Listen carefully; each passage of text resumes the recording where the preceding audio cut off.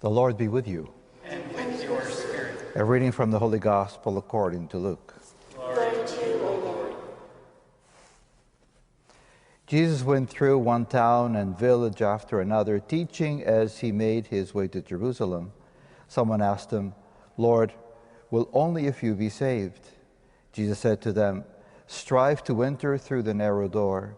For many, I tell you, will try to enter and will not be able. Once the owner of the house has got up and shut the door, you stand outside and begin to knock at the door, saying, 'Lord, open to us.'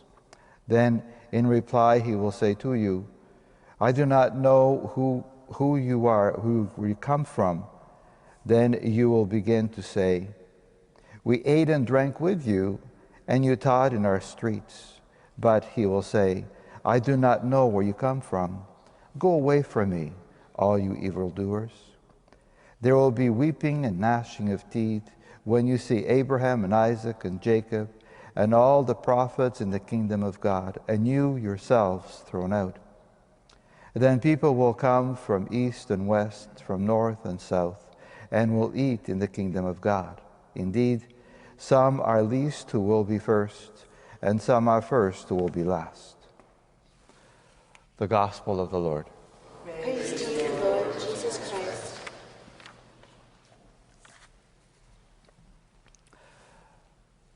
I think you've heard the expression of "don't point." It's not a good thing to point at others, because we don't know what's going on in people's lives. And as a child, I was told that pointing is very, very rude, and also to keep in mind that, when you have one finger pointing at someone, there are three pointing back at you. So who are we to judge? Who are we to point at somebody else? Who are we to claim, "Oh, if that person goes to heaven, then I don't have a chance"? Or if that person doesn't go to heaven, and so on. And we have this thing of judging. Not a good thing, is it?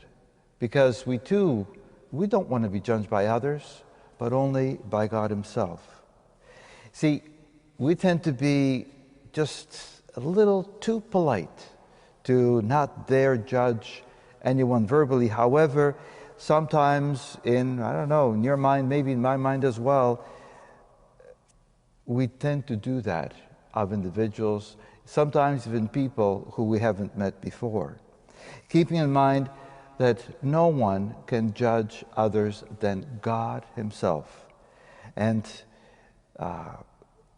when we think of a person who's looking different, who's doing something different than we do, and so on, maybe to the best of their ability, you might think, "Oh, I can do better than that." Can you? But do it your way and not someone else's. But do it the way that you've been taught and you learned that is right. Do it especially in the way that has morals. So that, as my dad used to say, do the best you can and nobody can do it better than you. That's the thing to try and do, but not to judge others for how or what they are doing. And in today's gospel, Jesus makes it clear that our attempts at deciding who will be saved and who will go to heaven, our judgments are so wrong. We're so out of base. Our assessments of others are too often mistaken. Such judgments are reserved to the only one who alone can see into the hearts and actions of each individual. God alone is the judge.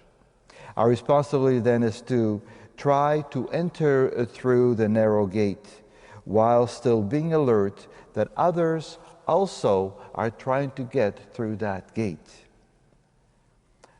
This reminds me of my first pilgrimage to the Holy Land when we visited the Church of the Nativity. If you've been blessed enough to go there and experience it, you might know that the door is very, very low and very small for one person at a time.